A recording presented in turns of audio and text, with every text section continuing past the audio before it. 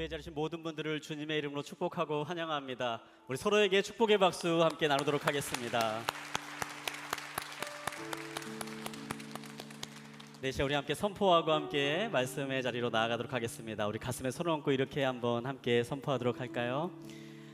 하나님이 우리와 함께 하십니다. 하나님은 나를 사랑하십니다. 나는 하나님의 사랑받는 자녀입니다. 이 시간 우리 함께 그대로 기도하겠습니다. 하나님, 이 시간에 예배의 자리로 나아갑니다. 우리의 마음 가운데 하나님의 사랑이 부어지는 시간 되게 하여 주시옵소서. 이 시간에 이 자리에 오기까지 우리가 가졌던 모든 마음들 잠시 내려놓고 이 시간에는 하나님께 또 주님 주시는 말씀에 집중하기를 원합니다. 주님, 나에게 필요한 말씀을 들려주시고 그 말씀을 담아가는 시간 될 수 있도록 역사하여 주시옵소서. 살아계신 예수님의 이름으로 기도합니다. 아멘. 네, 저희가 1월 한 달 동안 더 나은 삶을 위한 선택이라는 제목을 가지고 함께 말씀을 나누고 있습니다. 오늘은 1월의 마지막 주일입니다. 우리가 지금까지 걸어온 길을 한번 우리가 잠깐 돌이켜보기를 원하는데요. 첫 주에 함께 나누었던 말씀은 시작하다라는 주제를 가지고 함께 말씀을 나눴습니다. 아무 일도 하지 않으면 아무 일도 일어나지 않습니다. 네, 우리의 삶을 변화시킬 수 있는 길은요, 우리가 일상 속에 쌓아 올리는 작은 일들이 쌓여서 우리의 삶을 변화시킵니다. 그런 의미에서 시작하는 것은 중요합니다. 우리가 분명한 목표를 가지고 그 목표를 위해서 내가 지금 할 수 있는 일을 찾아서 하나씩 해나가는 것, 그것은 더 나은 삶을 위해서 반드시 필요한 일이라고 할 수가 있습니다. 두 번째 주일에는 우리가 스탑, 멈추다라는 제목을 가지고 함께 말씀을 나눴는데요. 계속해서 우리의 삶을 살아가다 보면요, 우리의 삶에 반드시 필요한 것은 멈춤의 순간이 필요합니다. 그냥 어디로 가는지도 모르고 매일매일 해왔기 때문에 똑같은 일을 해오고 반복해서 살아간다면 결국에는 우리가 원했던 끝이 아닌 전혀 다른 엉뚱한 곳에 도달할 수도 있습니다. 스프링복 이야기를 함께 말씀을 드렸었는데요. 잘못된 길인지도 모르고 그냥 끝까지 가는 거죠. 그래서 우리는 중간중간 멈춤의 시간들이 필요합니다. 내가 지금 올바른 길을 가고 있나, 올바른 방향을 가고 있나 멈춰야 합니다. 특별히 이 예배가 바로 그런 멈춤의 자리가 되기를 간절히 소망합니다. 지난주에는 이제 저희가 머물다라는 제목을 가지고 함께 말씀을 나눴는데요. 우리의 삶을 살아가다 보면 때로는 풍랑과도 같은 뜻하지 않는 일들이 생겨납니다. 어려움의 순간, 또 삶의 위기가 닥쳐옵니다. 그러나 우리가 바른 길을 가고 있다면 우리는 계속해서 머물러 있어야 합니다. 그리고 그 머무름은 새로운 길, 다시 나아가기 위한 과정 가운데 있는 머무름임을 우리가 기억해야 됩니다. 우리가 머물러야 될 곳은 어디입니까? 우리가 지난주에 특별히 다른 강사 목사님의 말씀을 통해서 함께 나누었는데요. 하나님의 부르심 가운데 성령님의 인도하심의 자리를 통해서 계속해서 나아가는 바로 우리의 삶을 함께 살펴봤습니다. 오늘은 마지막 주일입니다. 오늘은 우리가 섬기다라는 주제를 가지고 함께 말씀을 나누는데요. 들어오실 때에 작은 안내지를 하나씩 다 받으셨을 것입니다. 오늘 주제는 섬기다입니다. 오늘 말씀을 한번 함께 읽어보도록 하겠습니다. 오늘 우리가 함께 볼 하나님의 말씀은 마태복음 23장 11절부터 12절까지 있는 말씀입니다. 여러분의 안내지 뒤편에 있는 본문에 있는 말씀을 우리 한 목소리로 한번 함께 읽도록 하겠습니다.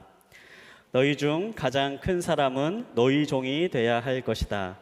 누구든지 자기를 높이는 사람은 낮아지며 누구든지 자기를 낮추는 사람은 높아질 것이다.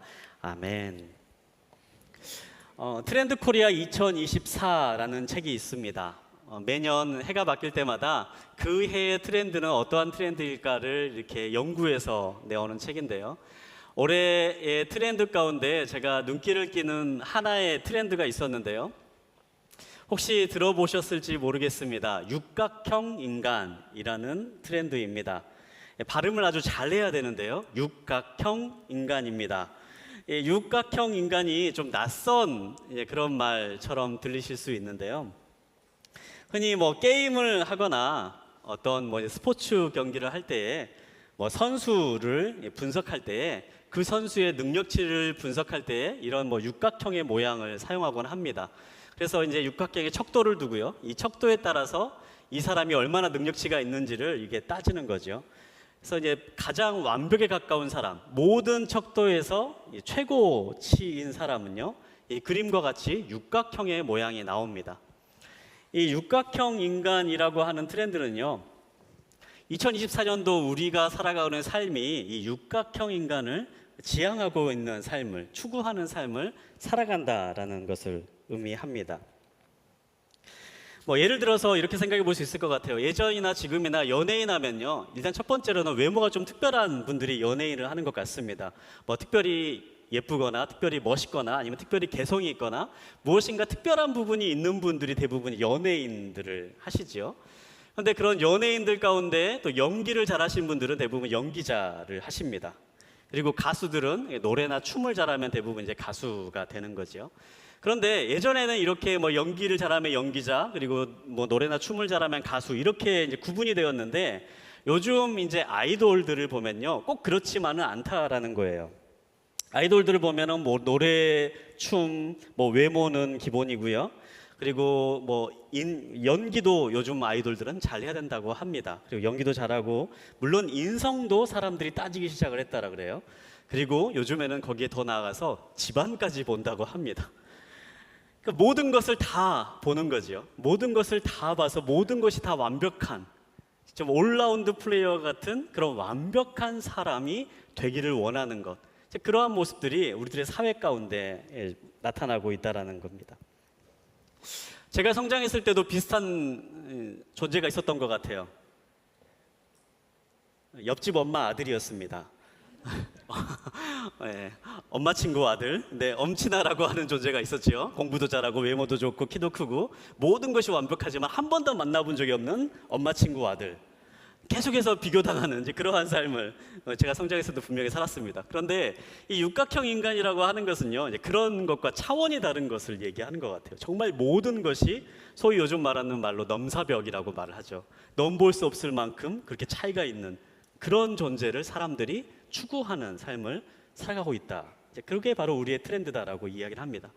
그런데 이 트렌드를, 육각형 인간의 트렌드를 좀 자세히 읽어보면요, 사람들이 그 육각형 인간을 추구하기는 하는데요, 되고 싶어 노력하지는 않는다라고 얘기를 합니다. 이 완벽한 인간이 되고 싶어서 내가 부족한 것을 채워나가겠다, 이렇게 생각을 하지는 않는다라는 거예요. 이 육각형 인간을 어디다 사용하냐면 주로 다른 사람을 평가할 때, 다른 사람을 육각형의 잣대를 놓고 쟤는 저게 부족해, 쟤는 저게 안 돼, 그렇게 사용하는데 이 인간형을 사용한다라고 이야기를 합니다. 더 나아가서 또 한 군데 이 육각형 인간의 잣대를 사용하는데요, 내가 다른 사람에게 보여주기 원하는 모습으로 이 육각형 인간을 사용한다라고 합니다.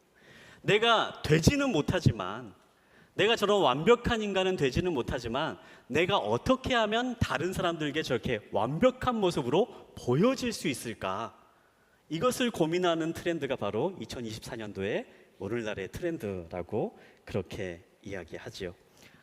내가 지금 어떠한 사람인지는 중요하지 않습니다. 내가 지금 어떠한 존재인지, 내가 무엇이 부족한지 채워야 될 것인가를 고민하지 않습니다. 그냥 남들에게 완벽한 사람으로 보여지고 싶어 한다. 이것이 바로 오늘날의 트렌드라고 이야기를 하지요. 흔히 우리가 살아가고 있는 이 시대를 셀프 브랜딩의 시대라고 이야기를 합니다. 내 스스로를 잘 PR하고 꾸미는 것이 하나의 능력처럼 보여지는 그러한 시대입니다. 그래서 어떻게 하면 사람들에게 잘 보일 수 있을까? 어떻게 하면 내가 다른 사람들에게 조금 더 멋진 사람으로 보여줄 수 있을까? 이것이 하나의 능력치처럼 보여지고 있는 그러한 시대를 우리가 살아가고 있습니다. 지금 살아가고 있는 우리의 시대는 이런데요. 그런데 우리가 읽은 오늘 본문에 있는 말씀은 어떻습니까?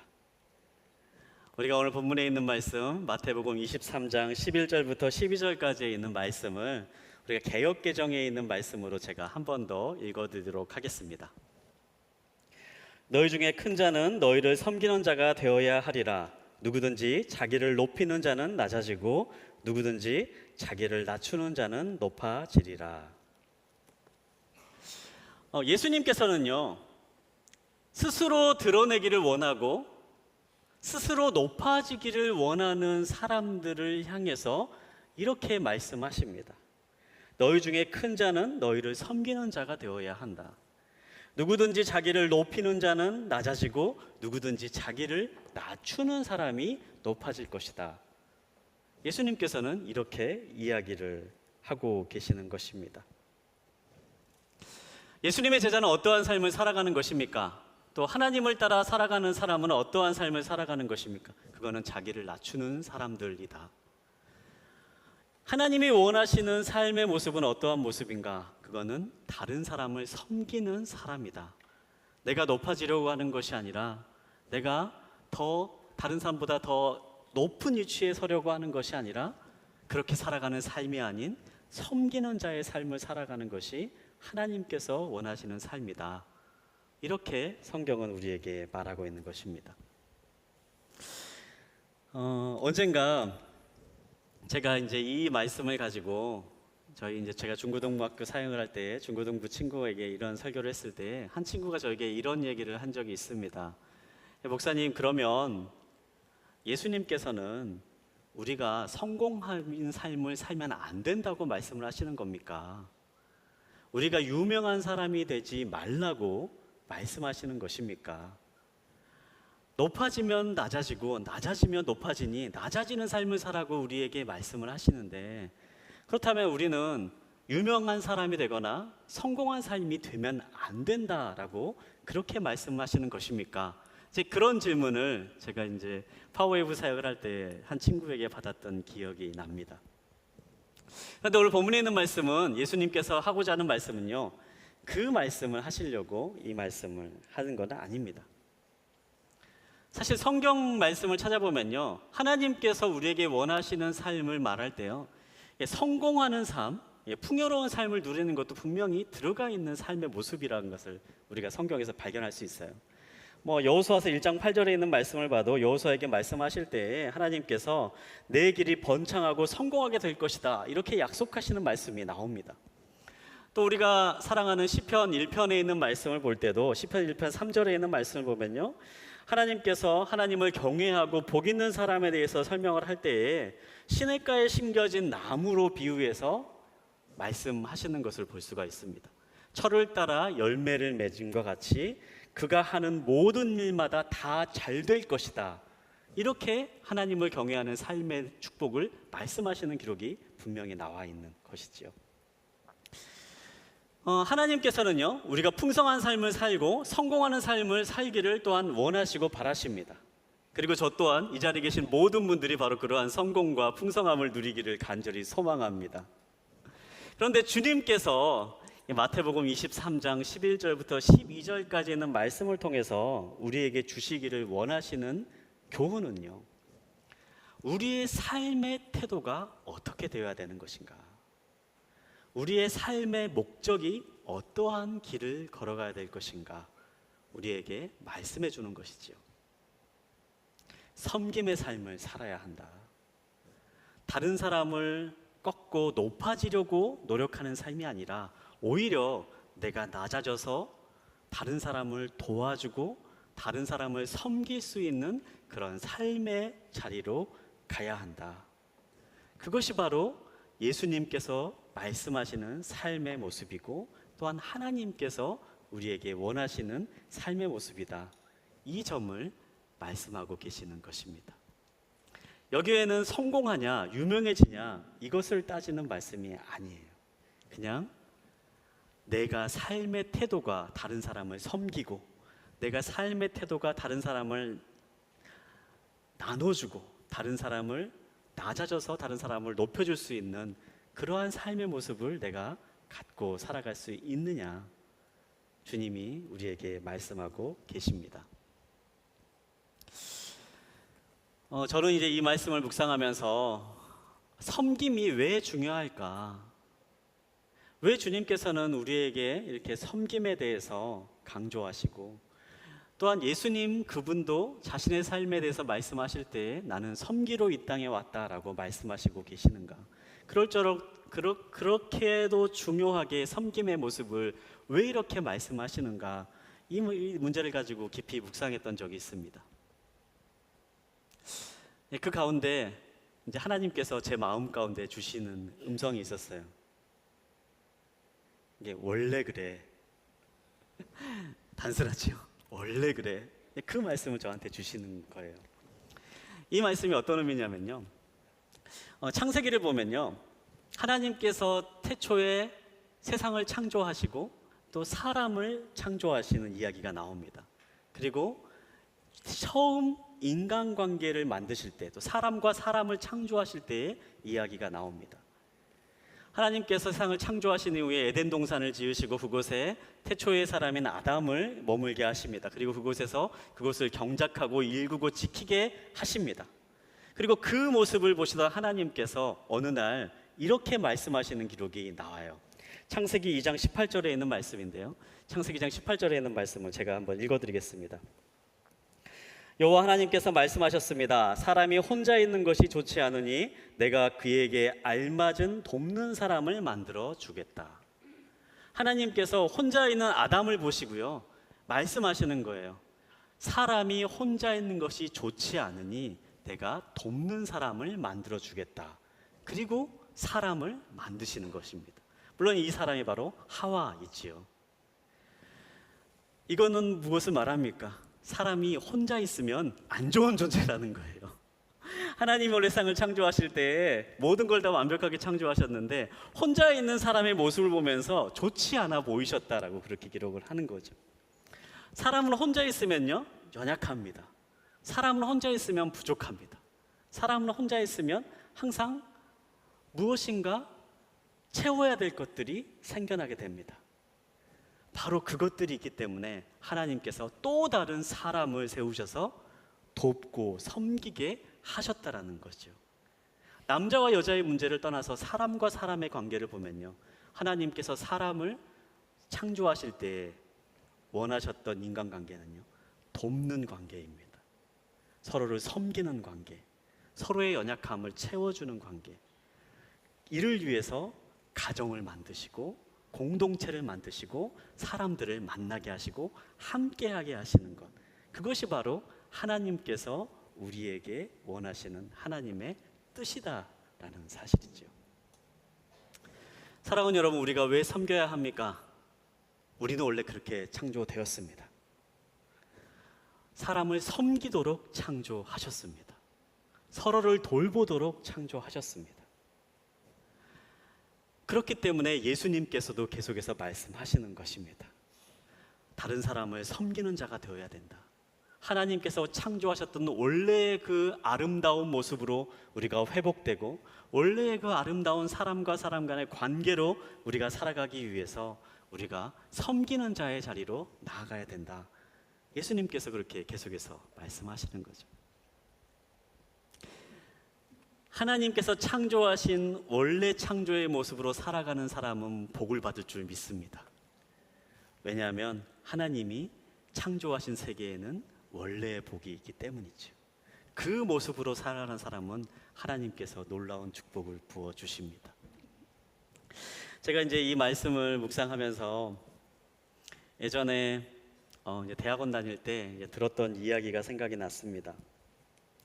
이탈리아의 심리학자, 특별히 개인 심리학으로 유명한 알프레드 아들러라고 하는 사람이 이제 이런 상담을 많이 했다라고 합니다. 우울증 환자를 치료할 때 많은 사람들이 이제 우울증을 알아가지고 이 아들러 박사에게 이제 심리 치료를 받기 위해서 찾아오는 겁니다. 그럴 때에 이 아들러 박사가 내린 처방 가운데 이런 처방을 많이 내렸다라고 합니다. 앞으로 매일 남을 기쁘게 하기 위해서 무슨 일을 할지 그것만을 골똘히 생각하고 실천해 보십시오.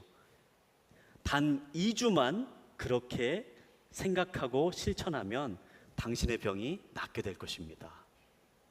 그리고 실제로 이 처방을 받고 많은 사람들이 낫게 되었다라고 해요. 무엇입니까? 여러분, 섬김은요, 다른 사람을 섬기는 것처럼 보이지만 사실 그 섬김으로 인하여서 변화되는 것은 나의 삶이 되기도 합니다. 하나님이 우리를 그렇게 창조하셨기 때문이지요. 사랑하는 여러분, 더 나은 삶을 살기를 원하십니까? 여러분의 삶 가운데 지금보다 무엇인가 변화된 새로운 삶을 살기를 원하십니까? 그렇다면 섬김의 자리를 찾아가십시오. 섬길 수 있는 방법들을 고민해 보십시오. 내가 어떻게 다른 사람을 도울 수 있을까? 내가 섬길 수 있는 것은 무엇일까? 단 2주만 골똘히 고민하고 여러분이 그 길을 실천하며 살아간다면 여러분의 삶에 분명한 변화가 시작될 것입니다. 그것이 바로 하나님이 원하시는 삶이기 때문입니다. 오늘 이 섬김에 대해서 말씀을 나누면서요, 구체적으로 어떻게 섬길 수 있을까, 우리의 삶을 돌이켜보기 위해서요, 한 두 가지 제목을 함께 나누고 말씀을 마치려고 합니다.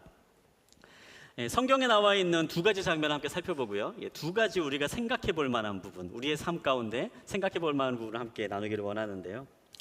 첫 번째로 우리가 기억하기 원하는 것은요, 섬김을 위해서는요, 여러분, 심부름을 하십시오. 첫 번째입니다. 여러분, 섬김의 자리를 위해서는요, 여러분, 심부름을 하시기 바랍니다.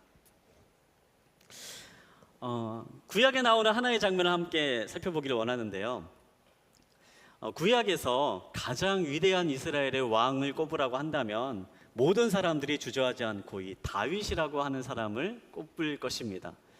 구약에서 가장 위대했던 왕이고요, 그러면서 하나님을 가장 잘 섬겼던 왕입니다. 이 다윗 왕의 시대에는요, 이스라엘에 있는 모든 적들을 다 이 다윗이 물리쳤고요, 밖에 있는 모든 외적들을 물리치고 안으로는 그 사람들을 좀 평안한 시대로 12개의 부족으로 나눠졌던 이스라엘 민족을 하나로 묶는 굉장히 그런 태평성대를 이루었던 그런 왕이라고 볼 수가 있습니다. 그런데 이 다윗이 왕이 되기까지는 굉장히 중요한 하나의 분기점이 있는데요, 그 분기점이 바로 이 그림에 나오는 것과 같은 골리앗을 쓰러뜨리는 사건입니다. 이 골리앗을 쓰러뜨리기 전까지 다윗은 이스라엘에 알려지지 않는 사람이었습니다. 그저 그냥 이새의 집에 서 있는 8번째 아들인 양치기 소년에 불과했던 그러한 평범한, 그리고 평범하다 못해 오히려 보통 사람보다 더 존중받지 못했던 그러한 사람의 모습이 바로 이 다윗의 모습이었습니다. 그랬던 다윗이 이 골리앗이라고 하는 키가 3m가 넘는 사람을 전쟁터에서 쓰러뜨리면서 그때부터 이스라엘의 다윗이라고 하는 사람의 이름을 널리 알리게 되고, 그때부터 이스라엘의 용맹한 장수로 소문이 나게 되고, 나중에는 이 왕위까지 이르게 되는 그러한 성경의 역사를 살펴볼 수가 있습니다. 그런데 이 골리앗을 쓰러뜨리는 것이 다윗의 인생을 변화시키는 굉장히 중요한 분기점이 되었는데요, 사실 이 성경의 말씀을 보면요, 다윗이 처음부터 이 골리앗을 쓰러뜨리려고 했던 적은 없었다라는 거예요. 처음부터 이 골리앗을 쓰러뜨리기 위해서 전쟁터에 나가지는 않았다라는 사실이에요. 이 블레셋과의 전쟁이 있을 때에 다윗은 이 골리앗을 쓰러뜨리려고 전쟁터에 나가고, 내가 전쟁터에 나가서 이름을 널리 드러내야겠다, 그렇게 어떤 목적을 가지고 전쟁터에 나가지 않았습니다. 다윗이 골리앗을 쓰러뜨린 사건의 처음 이야기를 한번 살펴보면요, 이와 같습니다. 사무엘상 17장 17절부터 20절에 있는 말씀, 우리 이 시간에 한번 함께 읽어보도록 하겠습니다. 함께 읽겠습니다. 그때 이새가 그의 아들 다윗에게 말했습니다. 이 볶은 곡식 한 예바와 빵 10덩이를 내 형들이 있는 진영으로 빨리 가져다 주어라. 이 치즈 10덩이는 그들의 천부장에게 가져다 주고 내 형들이 잘 있는지 물어본 뒤 형들이 잘 있다는 증표를 가져오너라. 그때 그의 형들은 사울이 이끄는 이스라엘 군인들과 함께 엘라 골짜기에서 블레셋 사람들과 싸우고 있었습니다. 다음날 아침 일찍 다윗은 양들을 양치기에게 맡기고 그의 아버지 이새가 말한 대로 짐을 챙겨 길을 떠났습니다. 그가 진영에 도착했을 때 마침 군대는 함성을 지르며 전장으로 나가고 있었습니다. 아멘. 다윗이 처음에 전장터로 나가게 된 동기는 무엇입니까? 내가 지금 우리 이스라엘과 싸우고 있는 이 블레셋 군대를 물리쳐야겠다, 이러한 원대한 꿈을 가지고 전쟁터에 나가지 않았다라는 거예요. 다윗이 이 전쟁터에 가게 된 원인은요, 단 하나였습니다. 아버지가 심부름을 시켜서였어요. 아버지가 형들이 지금 전쟁터에 나가 있으니까 이 형들에게 도시락 갖다 줘라 라고 심부름을 시키자 다윗이 그 심부름을 네 아버지 그렇게 하겠습니다라고 말하고 심부름으로 전쟁터에 나가게 되었다라는 거죠. 그리고 그곳에서 골리앗을 만나고 쓰러뜨리는 역사를 일으킨 것을 볼 수가 있습니다. 사실 우리가 조금 더 다윗에 대해서 한번 묵상을 해보면요, 다윗이 과연 어떠한 마음으로 이 아버지의 심부름을 했을까? 우리가 사무엘상 17장에 있는 말씀을 함께 살펴봤는데 이 앞에 있는 16장에 있는 말씀을 보면요, 이런 말씀이 나와요. 16장에 있는 말씀은요, 다윗이 이스라엘의 왕으로 기름 부음 받은 장면이 나옵니다. 이 아버지의 집의 8번째 아들이었던 다윗이 어느 날 사무엘이라고 하는 선지자가 와서 이 다음 사울 왕의 뒤를 이을 왕으로 이 다윗이 될 것입니다 라고 말하면서 기름 부음 받은 사건이 이 앞에 나옵니다. 그리고 이 본문에 있는 말씀은요, 다윗이 이제 이 다음 왕이 될 것이다 라고 선언을 받은 이후에 일어난 사건이라는 거죠. 그런데 한번 생각해 봅시다. 만약에 내가 이제 다음 왕이 될 거라고 이제 선지자에게 지목을 받은 겁니다. 그랬는데 갑자기 아버지가 저를 부르는 거예요. 그러면서 지금 전쟁터에 니네 형이 3명이 지금 나가 있으니까 넌 전쟁터에 가서 이 형에게 도시락 좀 전해줘 라고 이렇게 심부름을 시키는 거죠. 그럴 때 다윗의 마음은 어땠을까요? 아버지, 그런 심부름은 7번째 형한테나 시키고 그런 심부름은 6번째 형한테나 시키고 나는 이제 왕이 될 사람인데 왜 그런 자질구질한 심부름을 나에게 시킵니까? 그런 심부름은 다른 형들한테 이렇게 하라고 하십시오. 이제 그렇게 말하고 싶은 마음이 있지는 않았을까요? 왜냐하면 나는 왕이 될 사람이니까요. 나는 왕이 될 사람이니까요. 다른 형들을 다 제치고 내가 왕이 될 사람이라고 그렇게 기름 부음을 받았으니까요. 그런 마음이 들지 않겠습니까? 인간적인 생각으로는 충분히 그런 생각이 들 수도 있었을 것 같은 거죠. 그런데 다윗은 어땠습니까? 그런 심부름을 그냥 했다라는 거예요. 하잘 것 없이 보이지만, 아무런 빛이 나지 않는 거지만, 아무런 영광이 되지 않는 거지만, 나에게 아무런 득이 될 것 같지 않는 것이지만 그런 심부름도 그냥 했다라는 것입니다. 그리고 바로 그 자리에서 하나님께서 다윗을 이끌어 가시고 골리앗을 쓰러뜨리는 놀라운 일을 일으키셨다라는 사실입니다. 사랑하는 여러분, 우리가 섬김의 자리를 찾기 위해서 생각해 봐야 될 것은 무엇입니까? 첫 번째를 말씀드린다면요, 여러분 삶에 도시락을 배달하십시오. 여러분의 삶 가운데 도시락을 배달하십시오.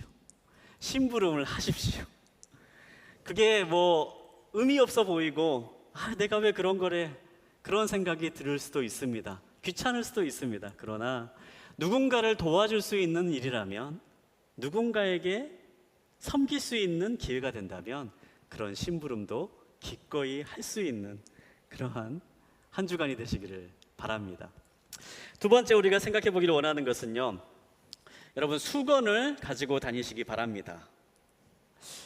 우리가 구약에 있는 장면을 한 장면 살펴봤는데요, 이제는 신약에 있는 장면을 한번 살펴보려고 합니다. 신약에서 예수님의 생애 가운데 가장 중요한 시기가 있었다라면 예수님께서 십자가에 달려 돌아가시기 전에 그 일주일간의 기간이 아닐까 생각을 해봐요. 그 가운데에 특별히 예수님께서 이제 잡히시기 전날, 십자가에 달리시기 전날 밤에 제자들과 함께 한 다락방에서 있었던 사건을 한번 생각해 보기를 원합니다.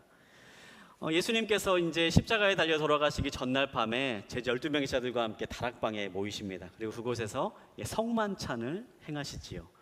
그리고 그곳에서 예수님께서 이제 나는 너희들 중에 한 명에게 팔려 십자가에 달려 죽게 될 것이다. 이제 그렇게 말씀하십니다. 예수님에게 있어서는 굉장히 무거운 자리였을 것이고요. 이제 몇 시간 뒤면은 내가 사람들에게 팔려가서 십자가에 당해 죽게 될 것이라는 것을 알고 있는 예수님에게는요, 굉장히 마음 가운데 어려움이 있는 그러한 자리였습니다. 그런데 그렇게 심각하게, 그렇게 마음이 무겁게 있는 예수님과는 달리 제자들은 그때 어떤 모습을 하고 있었냐? 누가복음 22장을 보면요, 바로 그때 제자들 사이에 큰 다툼이 일어났다라고 그렇게 기록되어 있습니다. 제자들이 그 순간에 했던 이야기는요, 누가 첫 번째 제자이냐, 이걸 가지고 싸움이 일어났다라고 그렇게 이야기를 하고 있어요. 제자들 생각에는 이제 예수님께서 6월절이 되면 이 로마를 완전히 뒤엎고 이제 이 로마를 다스리는 왕이 될 것이다, 이제 그렇게 생각을 하고 있었던 거예요. 그래서 제자들 사이에는 이제 며칠 다음 날이면은 예수님께서 새로운 왕으로 등극하실 건데, 그렇다면 우리 12명 가운데 누가 첫 번째냐, 누가 두 번째냐, 누가 세 번째냐, 이런 서열을 정하는 것이 굉장히 중요했던 거죠. 그래서 제자들은 끊임없이 그 자리에서 서로 다투었다라고 그렇게 기록을 합니다. 누가 큰 사람인가, 누가 첫 번째인가. 이렇게 예수님은 마음이 무거워서 이제 몇 시간 후면 자신이 십자가에 달려 죽을 것을 알고 고통스러워했던 바로 그 순간에 예수님의 마음도 모른 제자들은 누가 첫 번째인지, 네가 높은지 내가 높은지, 이걸 가지고 싸우고 있는 그러한 장면, 여러분 한번 그 장면을 한번 상상해 보시기 바랍니다. 그런데 갑자기 예수님께서 그러한 다툼의 자리에서 그 자리를 일어나십니다. 그리고 아무 말 하지 않고 조용히 한쪽으로 가십니다. 한 손에는 물을 담은 그릇을 들고 하나의 수건을 들고 담아 오십니다. 요한복음 13장 4절부터 5절까지 있는 말씀, 제가 읽어드리도록 하겠습니다. 식탁에서 일어나 겉옷을 벗고 허리에 수건을 두르셨습니다. 그러고 나서 대야에 물을 담아다가 제자들의 발을 씻기시고 허리에 두른 수건으로 닦아주셨습니다. 누가 크냐라고 싸우고 있는 제자들을 보시면서 예수님은 아무런 말도 하지 않으시고 그 자리에 일어나서 제자들을 가만히 쳐다보셨던 거죠. 그리고 그 가운데에 가장 더러운 부분, 제자들의 발을 씻겨주기 시작을 하셨습니다. 발을 씻긴다라는 것은요, 당시의 문화에서는 상상도 할 수 없는 일이었습니다. 지금 우리야 신발을 신고 다니기 때문에 이게 발이 그렇게 더럽지는 않습니다. 그런데 이때 당시에 신발을 보면요, 이때 당시에는 우리가 보는 발가락에 걸치는 여름철에 신는 그런 샌달과도 같은 이제 그러한 신발을 사람들이 신고 다녔습니다. 그리고 길거리는 포장되어 있지도 않고 대부분 이제 모래가 날리고 진흙이 있고 막 그런 곳을 사람들이 걷고 다녔기 때문에요, 사람들의 발은 굉장히 더러웠습니다. 그래서 그 누구도 이 발을 씻는 일은 해주지 않았습니다. 종이나 하는 일이 바로 이 발을 씻는 일이었죠. 그런데 예수님께서 제자들의 발을 씻겨주시는 것입니다. 예수님의 십자가 앞에서 마지막 밤을 보내는 바로 그 순간에 네가 높냐 내가 높냐를 가지고 추한 싸움을 벌이고 있는 제자들의 모습을 보면서 예수님은 그들의 잘못을 지적하고 나무라는 대신 그저 말없이 일어나서 그들의 가장 더럽고 가장 추악한 부분을 몸소 씻겨주신 것입니다. 사랑하는 여러분, 참된 섬김의 모습은 어떤 모습입니까? 우리가 기억해야 될 두 번째 섬김의 모습은요, 바로 이런 수건을 가지고 다니는 것입니다. 다른 사람의 잘못을 볼 때에, 다른 사람의 연약함을 볼 때에 그 연약함을 지적하는 것은 참 쉽습니다. 그러나 주님이 보여주신 섬김의 모습은요, 그 연약함을 씻어주는 것입니다. 그 연약함을 덮어주는 것입니다. 그 연약함을 가려주는 것입니다. 그것이 바로 예수님이 우리에게 보여주신 섬김의 모습인 것입니다. 사랑하는 여러분, 우리가 더 나은 삶을 살기 위해서 우리가 해야 될 것들을 한 달 동안 살펴봤습니다. 마지막에 기억하기 원하는 것은 무엇입니까? 바로 예수님처럼 섬기는 것입니다. 우리는 원래 다른 사람을 섬기는 존재로 창조되었습니다. 하나님께서는요, 다른 사람을 섬기도록 우리를 만드셨습니다. 그리고 예수님은 바로 그 섬김의 본을 보이셔서 다른 사람의 잘못이나 다른 사람의 추악한 것을 볼 때에 그것을 씻겨주고 덮어주심으로 우리에게 섬김의 어떠한 모습이어야 될 것인지를 우리에게 알려주십니다. 우리가 한 주간 동안 살아갈 때에 바로 그러한 삶을 실천할 수 있게 되길 바랍니다.